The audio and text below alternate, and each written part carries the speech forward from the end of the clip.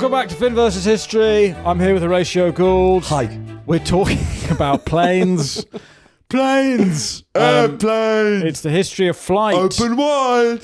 Yes, here comes the airplane. When does that start, do you reckon? I don't know. It must be... Who was the first person to come up with that? That's pretty innovative. It can't have been in the early 1900s. No. Because it would have been, here comes the airplane. Just crash. Yeah. We are... Where are we? We left off in 1903. Yes. Orville and Wilbur, flap dodger Wright, had been... avoiding muff like the plague. No, thank you. I've got a plane to build. I'm into cycling. No, thank you. No, put those away. I don't want to see them. I'm going to hang out with my brother Orville. Me and Orville are busy. We're going to the beach. Is it a nudist beach? It's the opposite of that. It's a windy beach where we're going to try and fly a plane. These boring cunts, they've invented a plane that can fly rather than the previous iterations where people just stuck feathers to themselves and jumped off the Eiffel Tower. Yeah. And we now enter quite an interesting period in the plane's development where in the course of 4 years, things go fucking apeshit. Well, it's just, this is a period where everything's going, every year, a million things are being invented, right? And this is, I suppose, because nowadays we think like it's all going too fast. You know, my dad says, it's all going too fast. It's all going too fast. Yeah, but you're just staring at traffic, shouting at cars. Slow down! No, it's more that if you think about when he was born in 1959, my dad. So, you know, it was still like you'd have to go to the woods to see porn. And now... wood porn. Wood porn. Forest porn, and now you tell AI to make a deep fake of Lorraine Kelly noshing you off. For example. Just off the top of my head. And it can, you know, like, so his brain is just, like, how is, in one lifetime, how is that possible? Well, this is a question that I thought the rest of history brought up, and Is it really? It is interesting, yeah. Who brought that up? Tom Holland or Dominic Sandbrook about AI Lorraine Kelly? That was... It's funny you should say that. The exact same question was on the rest of history. I think Dominic Sandbrook pitched that more change happened between like 1850 and like 1950 than 1950 and now, or whatever, that period. Because we always think it's building faster. Yes. But if you think about during the Victorian period, going from unindustrialized to industrialized to planes, if you think about that 100-year period, it's basically from now to 1840... or 1814. Yeah. That is probably a bigger jump than 1914 to 2014. It's hard to know. It's hard to get a sense of... Because it feels like everything's going faster, but if you'd never seen any sort of machines, suddenly trains, planes, fucking loads of stuff. Yeah, but okay, so in 1914, they don't really have telephones, do they? No. So then in Electricity. But then in 1914, they have a telephone that's like that. Yeah. But then 1914, you're like, that's a phone. And now I'm showing them on my phone a deep fake of Lorraine Kelly noshing them off, right? Then they'd be like, what? Hang on, how is that still a phone? Okay, so the invention of the smartphone, what is it? Is it still moving? Is the last 5 years moving as quickly as 5 years moved here? I don't know. Because you've got AI, I guess. Yeah. And that's kind of crazy. That's going to change everything. Wow. But like films, it doesn't feel like they're growing as a faster rate anymore. But that's because film's dead. Film's dead, man. Yeah. It's all AI. It's all deep fakes. It's all deep Fucking, who watches films anymore? Yeah. I'm going to the IMAX to see 3D Lorraine Kelly nosh me off. Yeah. It feels like culture's not moving as fast because culture's now just repeating itself a bit. So it doesn't feel like... Culture is deepfake ITV this morning. That's what culture is. Culture's loose women deepfakes. That's what the new culture is. Shout out Gavin Plum. Remember Gavin Plum? I do remember Gavin Plum. What's his history of... Oh yeah, flying. Yeah. Anyway, Gavin Plum sentencing. Has he got sentenced for life? The laziest kidnapper in the fucking world. Fat cunt. He is a fat cunt. Oh, come on. Let's not be insulting Gavin Plum. Gavin Plum sat on his sofa. Allegedly. The controller got stuck between his arse cheeks. He couldn't change the channel. It was stuck on ITV1. And he thought, I'll just kidnap the fucking first woman I see on TV. In 15 years, he could have been doing that with a deep fake, you know? So the technology is moving so fast. It's true. My point is, in 1914, the airplane... Orville and Wilbur's boring, flap-dodging, minge-avoiding machine they've invented to get away from even further away from women, because as we discussed in the last episode, the sky is gay. Yeah. The planes are insanely primitive in 1914. They are basically binoculars with wings. They are biplanes. Yeah. They're transplanes. They're transplanes. They're woke nonsense in the sky. And when World War I breaks out, They are initially just used for reconnaissance Yeah. because that's all they are. Yeah. And people are so unprepared for it. So when initially, when war breaks out, when German and Allied planes would pass each other, they'd wave. Yeah. Because they're like, oh, hello. Yeah, we're not really. Oh, this is mad. Oh, hello. Wow. Wow. They're all Francis bourgeois. Yeah, they are all Francis bourgeois. Wow. Oh. Then they realised that this was another theatre of war. Yeah. As we've said many times, the only theatre that I will set foot in. Yeah, is a theatre of war. Theatre of war. So then they started carrying bricks. We'll just drop them. No, they'd throw them. They try and throw them. Oh, like the other one. Yeah. This is how slow they're moving. Is that they can move past. So it someone's driving, and then you got someone at the back with the brick guy. Yeah, I'm the brick guy. How many bricks could you bring up before it? I guess just one. I guess it's one shot, one kill. You've got one go. I've got a brick, and then you're just trying to throw it. I'd fuck it. One brick. The pressure on that, I'm not getting. You'd hit the pilot, and then you just. Yeah, I'd miss throw. Yeah. It would just smack him on the back of the head. He would be knocked out. Yeah. No. Yeah. But in the 4 years of World War One, the planes develop insanely quickly. Yeah. So planes initially, there's the brick guy. Then they bolt some cameras onto them to take reconnaissance photos. But obviously, World War One. People just not really thinking, what could we possibly do? Yeah. What can we do to make these more lethal? Yeah. Cameras. Cameras. Let's take some upskirts. Yeah. Or it'd be the opposite. It'd be top. Downskirt. What's the opposite of it? Downskirting. Yeah, that's not really a view. Downheading. Down bum. And they're looking through the trenches. It's like, there's no fucking birds in here at all. Why is this such a sausage fest? Yeah, they throw bricks at enemy planes. So air gypsies, kind of. Yeah, it's air gypsies that's wearing burning tyres. I'll fight you, runner. Just shouting. Cool. The Red Baron was famously a gypsy. And I'll fight you. Come over here, tell me that. The sunburnt Baron. Yeah. So the fighter plane was invented in 1915. The Fokker Eindecker. Yep, they do not mince their words, the Germans. Let's call it the Fokker. Well, they'll say something like that, but with a completely still face. That's not funny. There's nothing silly about it. So meet the Fokkers in German is the Fokker Eindecker. Meet the fighter planes. Yeah. This was the main invention here was that they realised because they started with getting machine guns on a plane. But they would just shoot into the propeller and then the plane would crash. Right. So again, what's so funny is that the reason planes develop so quickly is that they're iterating constantly because every time they get a new one, they die and they crash. And so they go, well, I might as well try and advance it a bit. So I guess with the deep fakes of Lorraine Kelly, the growth of that, I guess there's a lot of trial and error with that because of the early days. It doesn't look at all like Lorraine Kelly. You just fucking... Make her fatter. Fatter, more Scottish. Just turning into Fat Bastard from Austin Powers. No, I want fatter. Get in my belly.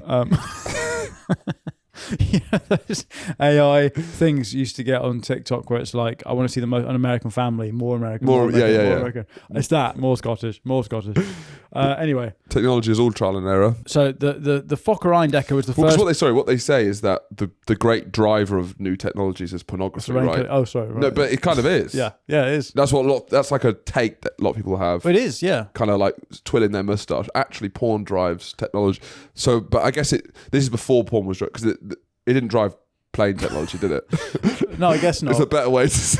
No, people weren't throwing jazz mags into the sky and then the Wright brothers... No, you're right. It was led by pornography. Well, when does... Yeah, so I suppose pornography... It's the internet, basically, isn't it? Yeah. Although, the printing press, could you say? I guess so. Well, yeah. We should do a history of pornography, actually. We definitely should. Yeah. Why don't we do that now? Get some porn up, Charlie. All this plane stuff's quite boring. So the 1915, that's the first time they invented a plane with a gun that could shoot through the propeller arc. The Fokker Eindecker. And suddenly, a pilot could aim his plane and shoot. And this changes everything. But you had to be flying where you're shooting. Yes. Right. Yeah. Because now you get dogfights. Yeah. And I don't know why it's called a dogfight. Because dogs actually smell each other's arses. So wait, so you don't know why it's called a dogfight because dogs smell each other's arses? Yeah. Well, that's a dog hello, isn't it? Right, yeah. So smelling your arse. Yeah. So a dog fight, I don't know why it's called. It's in the sky. Dogs can't fly. Sounds kind of cool. Anyway, so now you get fighter pilots. Yeah. So bear in mind that the war's been going for a little over a year and a half, and planes have gone from being binoculars with throwing bricks at people to now a recognisable fighter pilot. Yeah. So you get aces. The idea of a fighter ace. Because obviously the air battles of the World War II were huge and dramatic and very important. The air battles of World War One, were they ever decisive? Yeah, gypsy skirmishes. I'll fight you. Hello, have that, you fucking. Yeah. Well, no, you have the red. So there's no decisive sort of air battles in World War I. Well, I guess it's trench warfare, isn't it? So the idea of air superiority. But it's like those guys are fucking around. So what? Well, they haven't got to bombing yet, so that's right at the end. It's just wasps. Yeah, it is basically wasps in their own. Yeah. Yeah, if you stay out of their way, they won't piss you off. I guess you could start. What's it called? Strafing the ground. Yeah, does that start? I would do that if I was if I had machine guns on my plane. I'm probably going to strafe. But the thing is, it's such a static war, isn't it? Like pretty quickly, the war's entrenched. Strafe up the trench. It's I'll lines. do a little trench strafe. Yeah, trench strafe. Get me in there. But it becomes quickly about shooting down reconnaissance planes. That's Right. what it's all about. So you get fighter aces like Oswald Bulker, and then in 1917, the Red Baron. That's what I call my wife when she's on a period. The Red Baron's here. Oh, the Red Baron. The Red Baron come for a visit. Manfred von Richthofen. That's what I call my girlfriend when she's on her period. Yeah, Manfred von Richthofen. And this is when you get fighter squadrons, the Jastas. Who is the Red Baron? I actually don't know anything really about him. He's a rich gun who got good at flying, and he had confirmed 80 kills by the end of the war. And then he was shot down right at the end, 1918, by I think a Canadian. And then his body was he had a red plane, so he was the head of the Flying Circus, which is a squadron of German planes that were brightly coloured. Right. Probably less fun than they sound. Yes. Yeah. And they were like an elite sort of strike force. The Red Arrows, yeah. but lethal. And I guess the thing I don't understand is that, like, what does air superiority mean when you don't have bombers? They got all the brick sprays to throw. They got more space to drop bricks down. Yeah, so they can build stuff from the air, I guess. But I mean, if you've invented, does the bomb exist? Yes. Well, then just drop a. Well, yeah, I know, but people are thick back then. Yeah, it does seem like there's quite a few things I'll be able to do. When does aerial bombing start? It must start at the end of World War One, because tanks come in at the end of World War One, don't they? So they World War One like is 1917, 1918. Yeah. So right at the end. Oh no, aerial bombing starts in 1914. Well, there you go. I mean, Zeppelin bombings, yeah. Well, this is what I was going to get into. We need to get into the Zeppelin. first use of aerial bombs was in Britain when 2 high explosive bombs landed near Dover's Admiralty Pier. Right. Zeppelin raids, yeah. So this is what we're going to get into. So the plane has a huge acceleration in development over the course of World War One. Yeah. But in the meantime, there is this other mad alternative to planes. Yeah. The airship. Now in 1900, Count Ferdinand von Zeppelin, he launches the first rigid airship. Right, frigid as well. Frigid, of course. All these airplanes are frigid. Now, airships they're like big fucking balloons. Some of them have a frame, some of them don't. That's not a rigid one. Long oval balloons with a sort of little thing at the bottom and a propeller. Deck at the bottom. Yeah. That's kind of a plane attached to a huge balloon. And in the start of the 20th century, Zeppelins developed rapidly. The Zeppelin company, it's the first ever airline, is a German Zeppelin airline. People think that's going to be the future. Yeah, so the Wright brothers, when they're in France, or whichever boring cunt it is, boring cunt number one. Orville. Hello, my name's Orville. I've invented the plane. For somebody the first man to fly, I reckon he couldn't have got less pussy. Yeah. You would have thought like an astronaut or someone. Yeah, a bit of attention. French women be like, people are like, oh wow, you flew. Oh my God, you flew. And What is your name? My name's Orville. No, thank you. Stay away. The only flaps I'm interested in are these ones. While Orville's in France, he meets Zeppelin.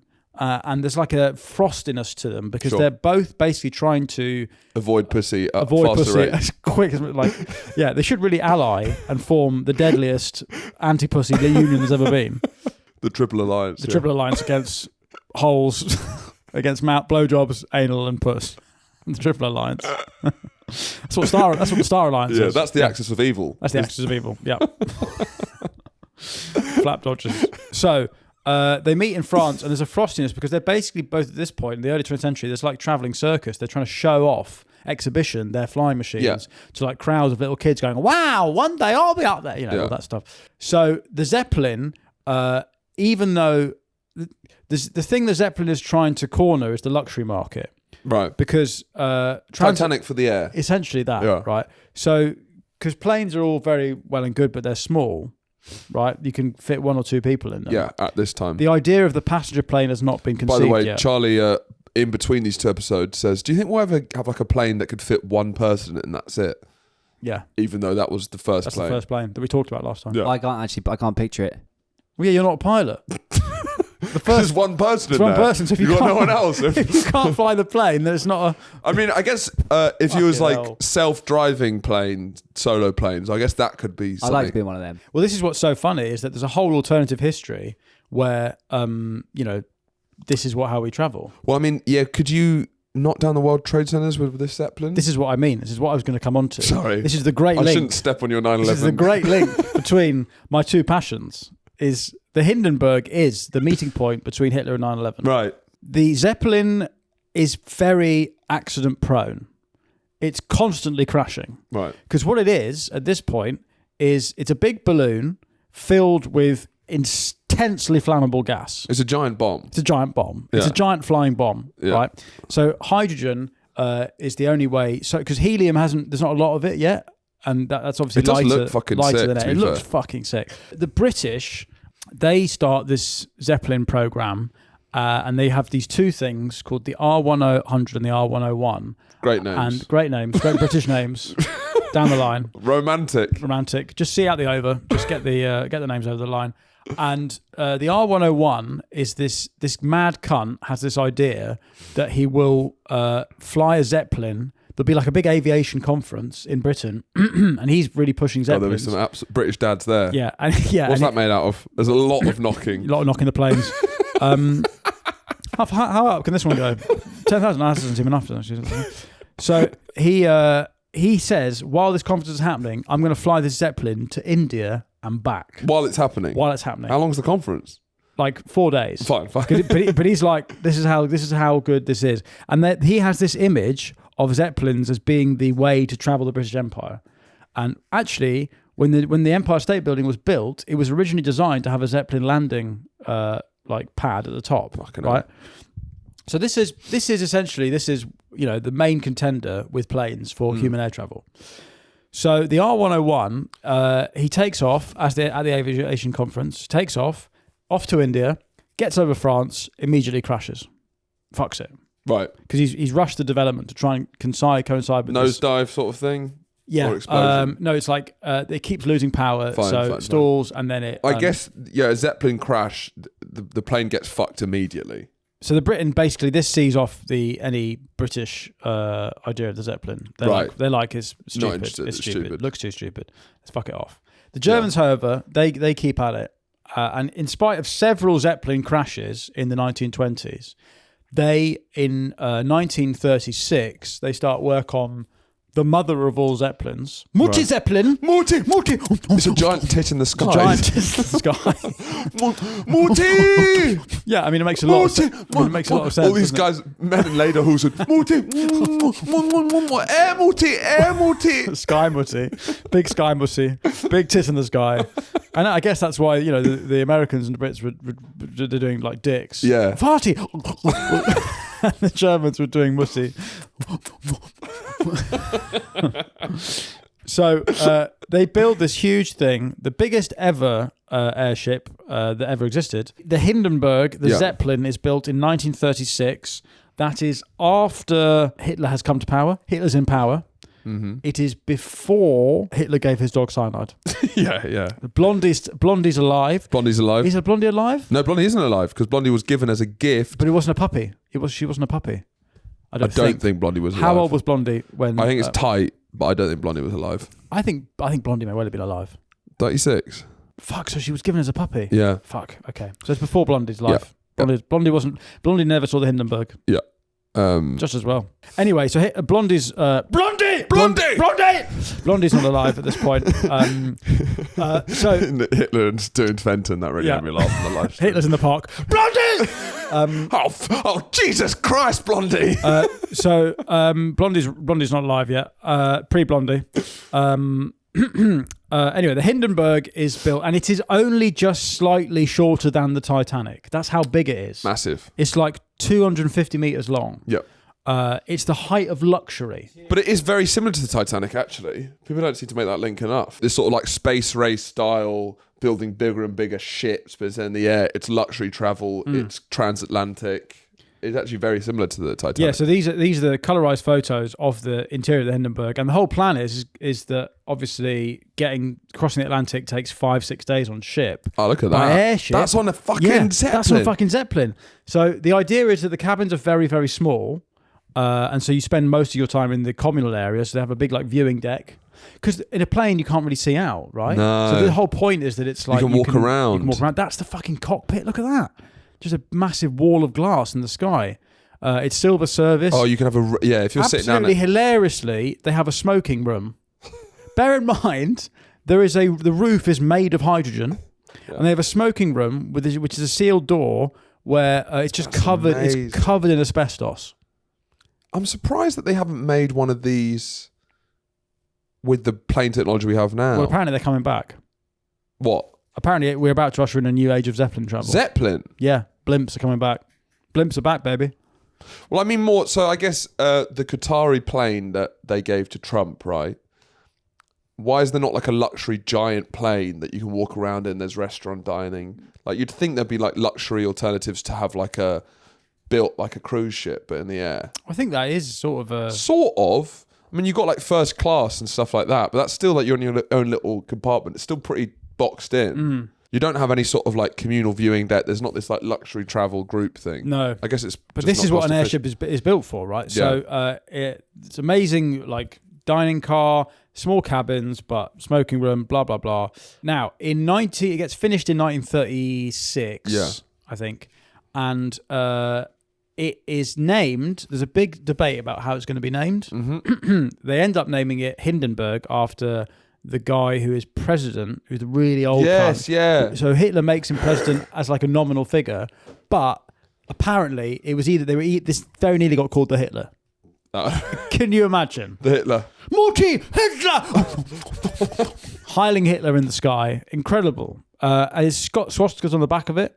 Now, you never think about that. That does look fucking evil. It looks fucking great, doesn't it? It looks fucking sick. Yeah. Imagine getting a ticket to that. What, the Nazi Zeppelin? The Nazi airships. Yeah, I'd love that. And funnily enough, where's its first trip?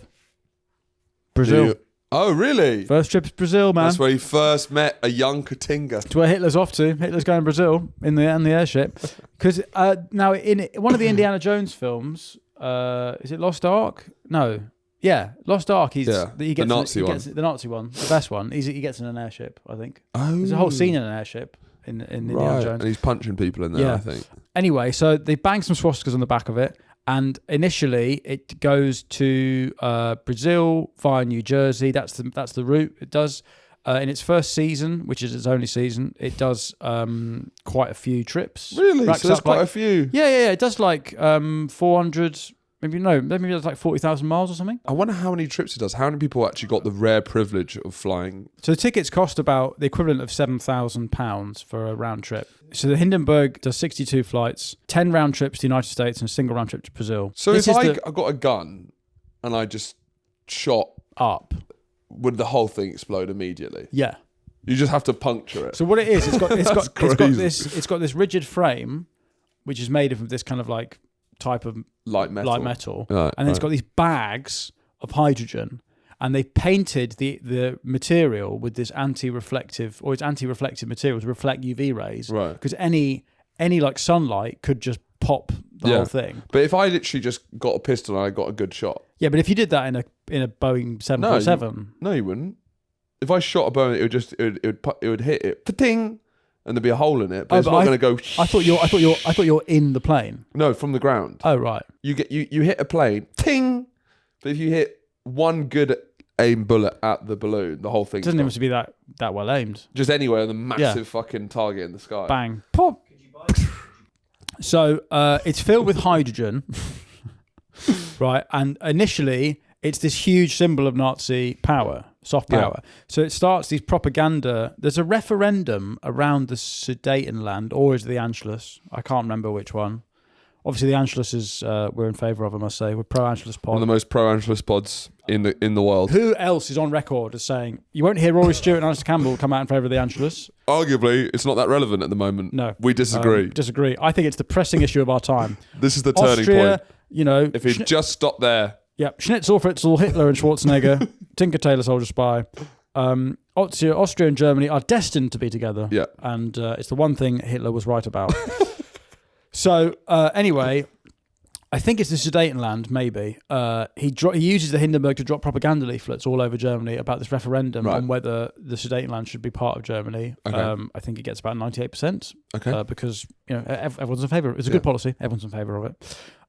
Anyway, the Hindenburg then starts its commercial life, and what we need to get to is the tragedy that happens in New Jersey airfield. I think it's called Lakefield or something.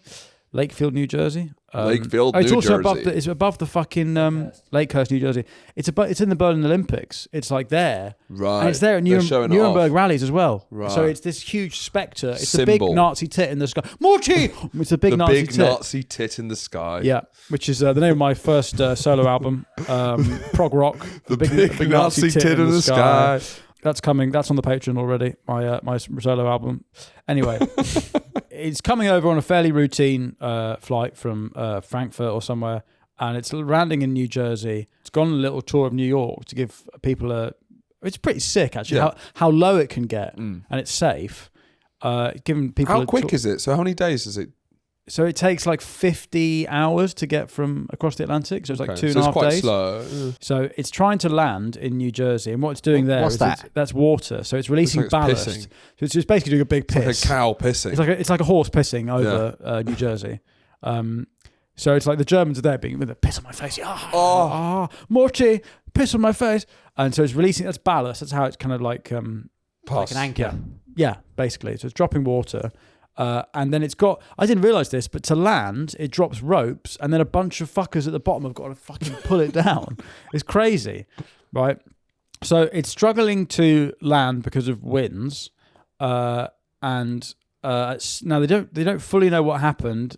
They think it's just a spark on board. It might be the fact there's a storm in the air, or the smoking but fucking room. It just fucking goes up. And bear in mind, there's a crowd of I think it's its first. It's the first journey of like the new year or something. It's been out of action for a bit. So there's a crowd of onlookers and newsreel. And as you said earlier, I mean, nothing has ever been more on fire than this. What's extraordinary is this is 1937, so the quality of the cameras, the fire is so crisp that it goes through the black and white photography. It's amazing. And it looks in so colour. real. Like you can imagine exactly how it looks in colour. That's just how bright. So the whole thing happens in about 10 seconds. It kills 36 people. What you don't realise is that 62 people survive. Like more people survive than die. Oh, because it just slowly lands and they just get out. Which is a big balloon, isn't it? It just pop and then, oh fuck, it's so... I mean, it is... Just how crisp the fire looks. And this is where someone is broadcasting on radio live and this guy says, "Oh, the humanity!" As it's going down. That's where that comes from. Really? And it's obviously a PR disaster for Nazi Germany. Although I would sort of say that maybe it's not the biggest PR disaster they'll have. No. I don't know who does their PR. But they should get is it Mel Brown? Who does their who does their PR? Who does the Nazis' PR? Hitler's doing long reads in the Observer. Top 10 shows to sit at the fringe. So this basically overnight, this image, this fucking insane image of the airship, overnight ends the idea of the passenger airship. It's like Icarus. Very prescient. The Nazis flew too close to the sun. Their tit was too big in the sky. The age of the passenger airship ends pretty much overnight, and the plane continues apace. Oh. Now, meanwhile... All the while... a little girl a little, probably lesbian. Yeah, come on. Yeah, let's call her a lesbian. Yeah. Amelia Earhart. This woman was not dodging flaps. If anything, She was nosediving straight. she was into all kinds of flaps: aviation flaps, muff flaps, flapjacks. Yeah. Can you name another kind of flap? Cat flaps. Cat flaps. Yep, pussy flaps, cat flaps. Funny to call a vagina a cat flap, isn't it? Amelia Earhart is a young girl. She's a tomboy. Yeah. She's nowadays we'd call her a lesbian, I think. Yeah, I think that's I think that's agreed. And she is obsessed with planes. She builds a roller coaster in her Nosedive Dyke. One of history's great muff divers. She loves planes, and obviously she's a woman, so everyone sort of laughs at her for liking planes. I think, from just listening to American podcasts, it seems like Amelia Earhart is on the history curriculum in American schools. Is she? It's like one of the few things people remember from school. In the same way that one of the few things you remember from school is like Henry VIII. Yeah. And Rise of the Nazis. That's kind of all you get at school. Yeah. This is one of those things. So for American listeners, this bit's probably gonna be quite excruciating. Right. We know very little about this. And everyone knows a lot about this in America. Yeah. Well, I know a lot about the end. The end's very funny. Yeah. But the start, she basically becomes the most famous woman in the world. Yeah, I mean, if you look at historic women, she would be up there, right? With Malinche, I think this is Florence Nightingale. Arguably, this might be the first woman. I think. Well, there's rumours that there was some before her, but there's no confirmed sightings of women before Amelia Earhart. It's all like a Bigfoot type thing. Yeah, where it's like more of a myth. There's some hairy, smelly rumours. Yeah, it's more like a myth that you use to scare your children. Yes, so the woman will come down if you don't be quiet. Eat your dinner, or the woman will get you. So Amelia Earhart. Do you think she got into aviation because she had air in her surname? Could have done. Earhart, she loves flying. It's either that or open heart surgery. Yeah, one or the other. Amelia Earhart likes flying, and at some point she starts flying. Thrilling analysis from Finn there. I did listen to a podcast about it. I can't remember the start. All I remember, I think she does like flying. I'll agree with that. Yeah. She loves it. She can't get enough. She fucking loves it. Loves it. Well, what's she famous for, right? She's famous because women's rights. She's an air feminist.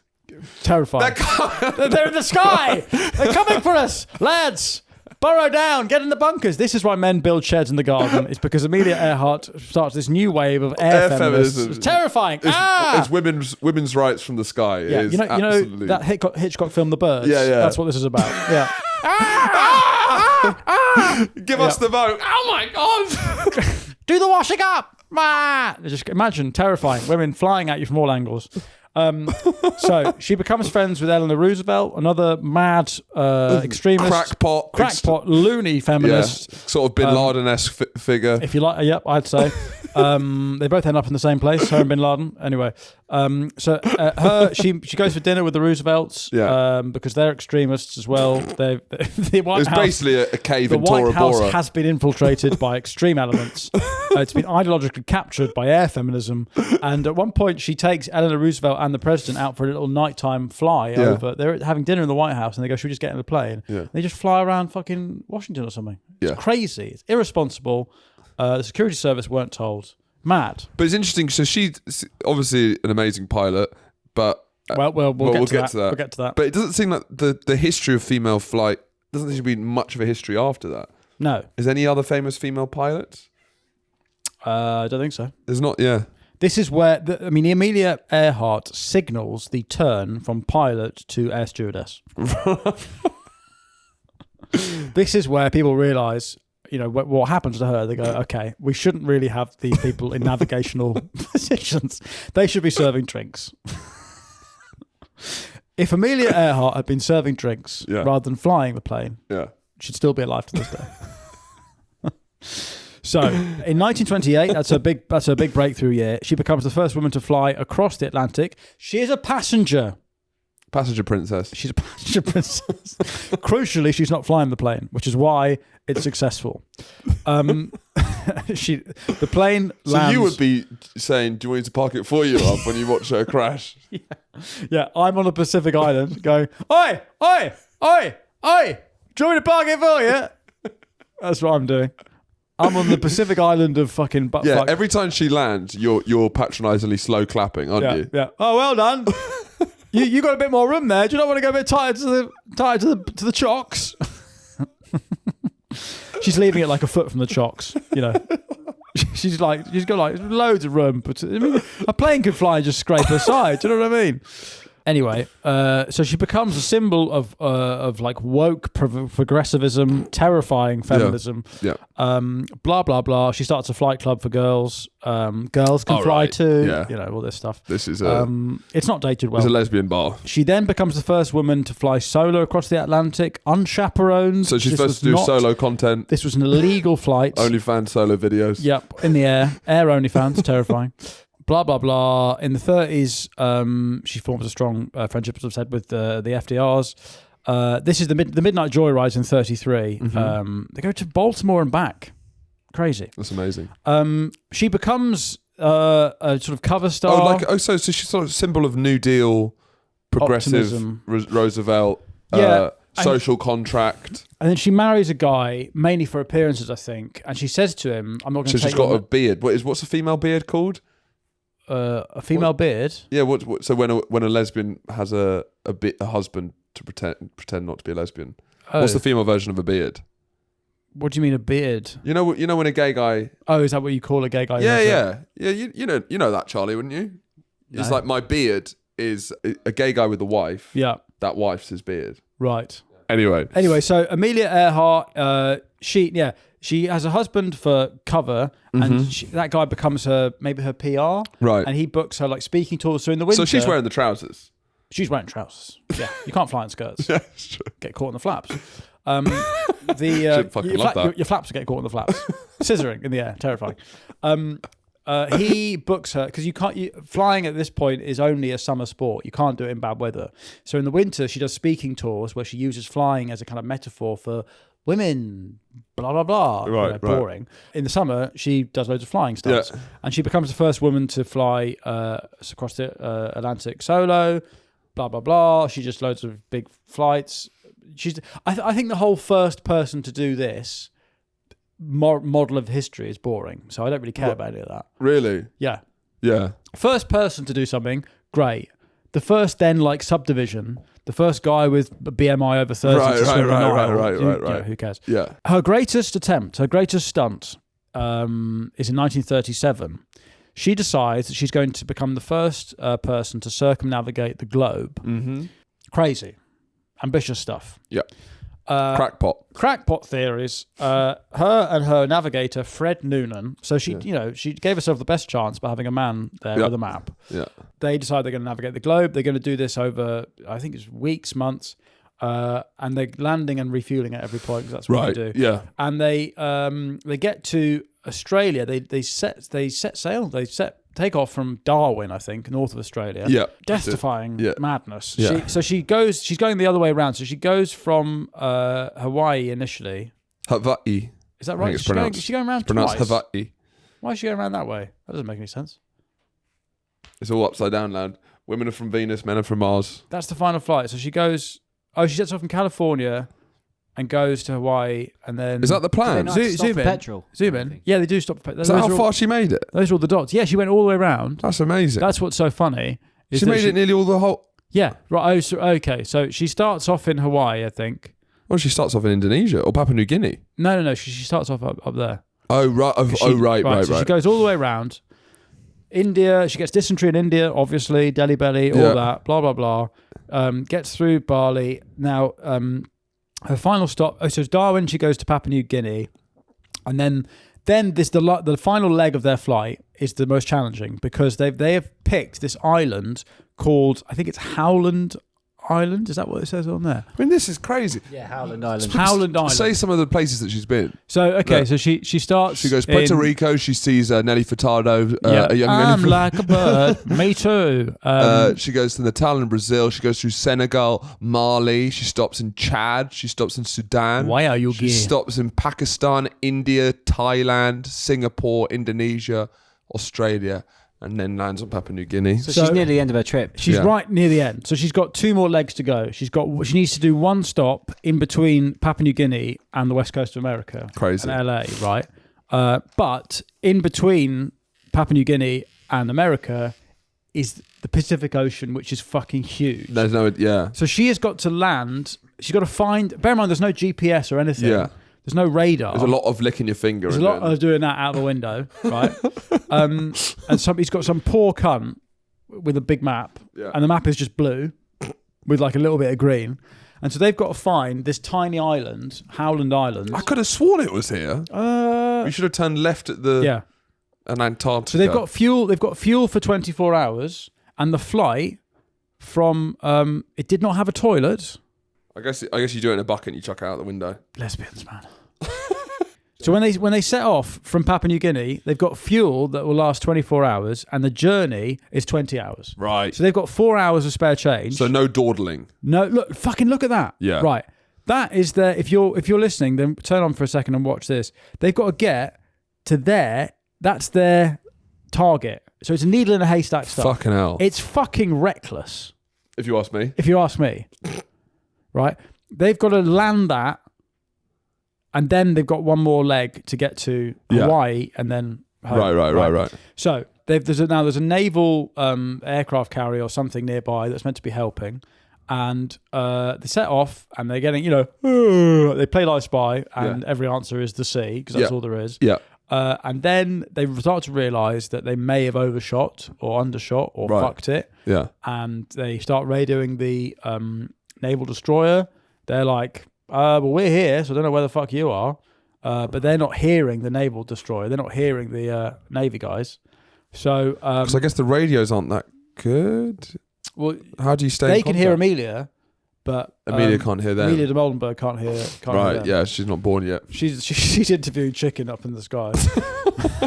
This starts a huge $4 million, which back public then money is like a lot. It's a lot $4 million back then. Because the president's her mate, obviously. Right. It means corrupt. The whole thing's corrupt. It stinks.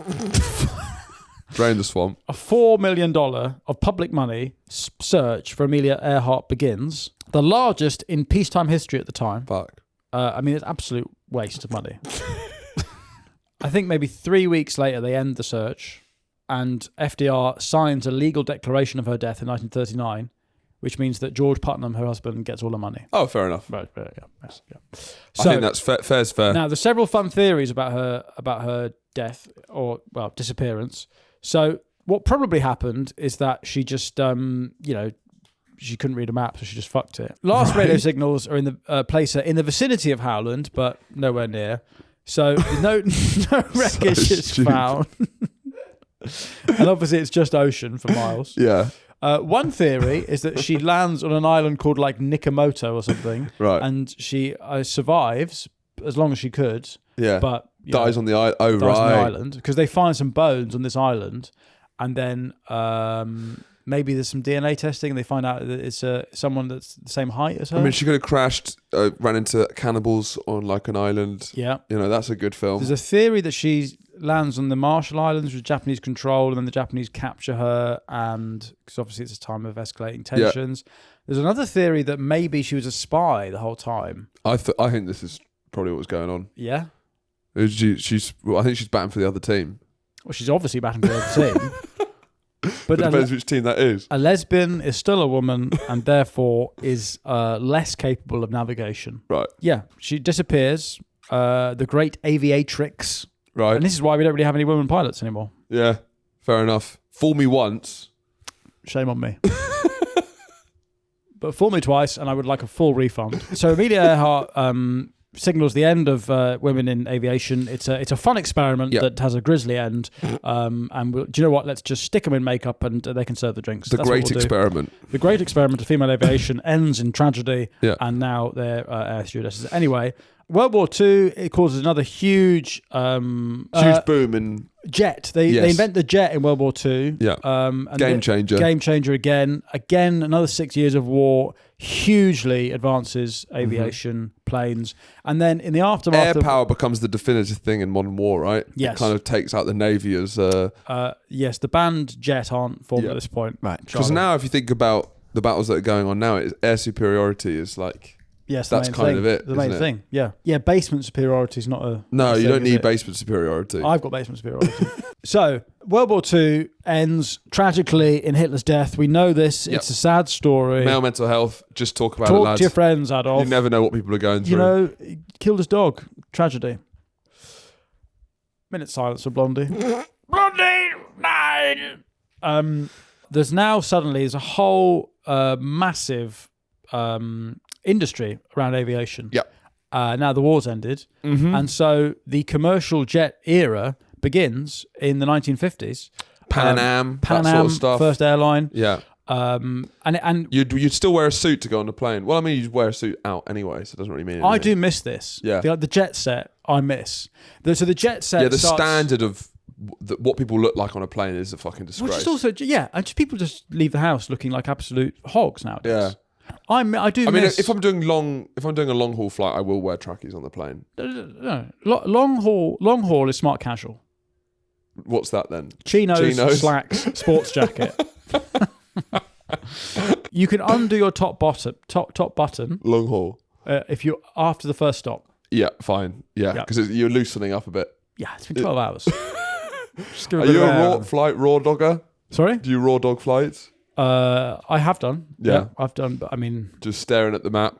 yeah, it's just sort of peace and quiet, isn't Fine. it? Yeah, there's something nice. I do like long haul flights because there's something exciting about. I like being productive while doing nothing. Yeah. It's partly why I like a sauna as well. It makes you feel like you're not doing. If it makes you feel like you're not doing nothing, I'm getting hot. yeah, That's something. there's something. Yeah. So it means you can actually relax because you're not doing nothing. Yeah. No, but the jet set era starts in the sort of 50s and 60s, and this is where I think it's Vogue write this article about this new class of people who are flying. Jet setters. Yeah, they spend summers in Capri, Right. New York, Tokyo. The world suddenly shrinks in the 60s. Is this where they start having clocks behind? Because suddenly you can get receptions. anywhere in a day. Right. So global tourism begins, really. Yeah. The travel industry starts in effect here. People are still smoking on planes. Yeah. You know, There's something to it. there's something to it. And I want to just end by comparing the mid-century class of the jet set Yeah. with the fucking shit show it is now. Wizz Air, Yeah. 6 a.m. from Luton Airport. You've had a couple of pints at Spoons. God, it's grim. Well, basically, you just don't like the fact that a flight is now accessible. It's so cheap. It's Yeah. too cheap. Yeah. It should be more inaccessible. Anyone can fly, Yeah. and you think it should be an elitist thing. I think this is where me and Extinction Rebellion meet. This is the horseshoe. Poor people shouldn't be allowed to travel. Yes. Yeah. Yeah. Now This was 2 weeks ago. This is absolute animals. And then you compare this to like an infomercial from the 50s about like the jet set. Pilot smoking Pilot a cigar. smoking a cigar, classy, safe. Yeah. Oh, look at that fucking fish platter on the plane. Oh Look my at word! that. Look at the leg room. They've got Yeah. full tables, and then in the late 70s, 80s, this is where airlines start to. If we get more people on, we can make it cheaper. If we squash them in like sardines, then we can make more money. Yeah. And it becomes less about lifestyle and luxury and more about profit for airline companies. So Ryanair, the CEO of Ryanair, who his whole obsession is trying to make flights as cheap as possible. Yeah. His whole goal is to how can you get prices down. He's a Marxist extremist. Yes. Yeah. He's keeps on trying to get this, and he thinks it's going to happen one day, is standing on Would planes. you buckle people in? I think you just hold on to a... What's this? This is like Thorpe Park or the something. proposal. How Ryanair planned...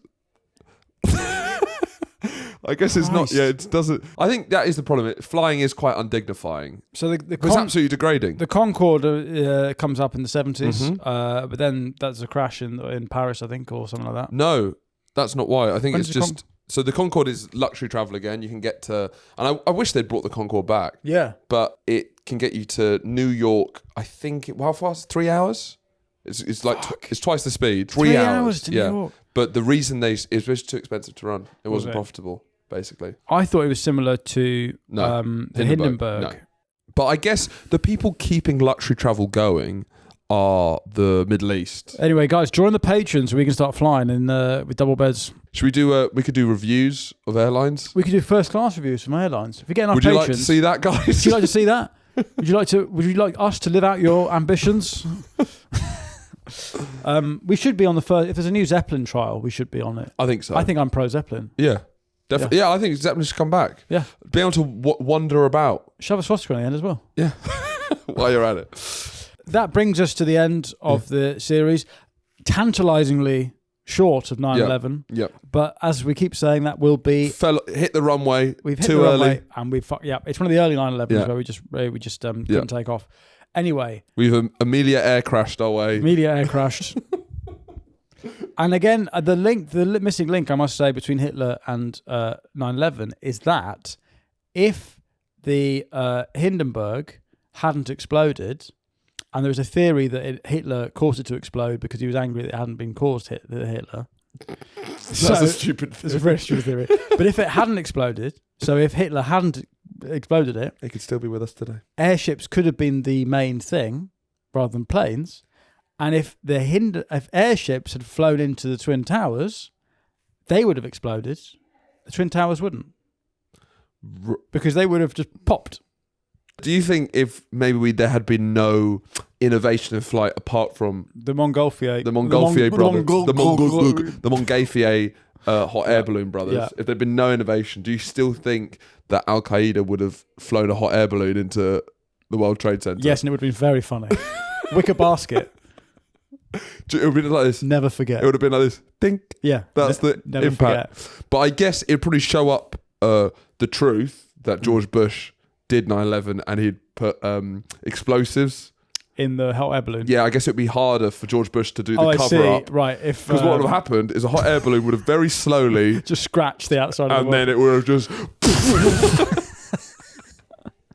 yeah, that would have been very funny. Anyway, ladies and gentlemen, thank you for staying with us for this 2-hour special on the history of flight. We've been the Wright brothers, Orville and Wilbur. Stay safe out there. There's still the occasional female pilot. Just check with your airline before you book a ticket. Yeah. What gender is the pilot, please? It's like an Uber's. Don't speak to me. You can take that. No female, please. No female pilot. Anyway, stay safe out there, and we'll see you next week for the start of a brand new topic. Goodbye.